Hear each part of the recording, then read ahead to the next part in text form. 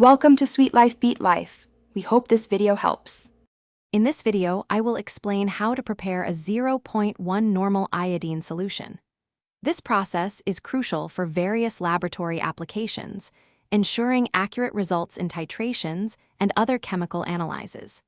We will cover the necessary materials, a step-by-step guide for preparation, and important considerations for safety and storage.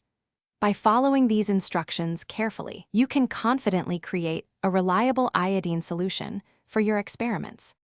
To begin, gather your essential materials. You will need approximately 12.7 grams of iodine crystals and about 18 grams of potassium iodide. Also, prepare a 1,000 milliliter volumetric flask, a suitable beaker, and a stirring rod. Distilled water is vital for accurate dilution. Always use a precise weighing balance for measurements and wear appropriate personal protective equipment, such as safety goggles and gloves, throughout the process. First, accurately weigh 18 grams of potassium iodide and dissolve it in about 25 milliliters of distilled water in a beaker. Next, carefully add 12.7 grams of iodine crystals to this solution.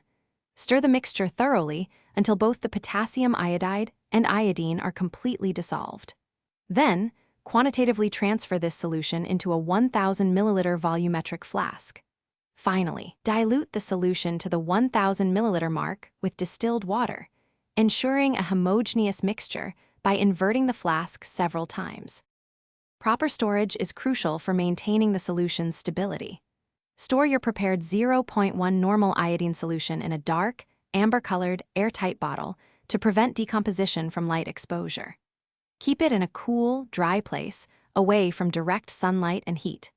When handling iodine, always prioritize safety by wearing appropriate personal protective equipment, including safety goggles and chemical-resistant gloves. Ensure proper ventilation and dispose of any chemical waste responsibly according to your facility's guidelines.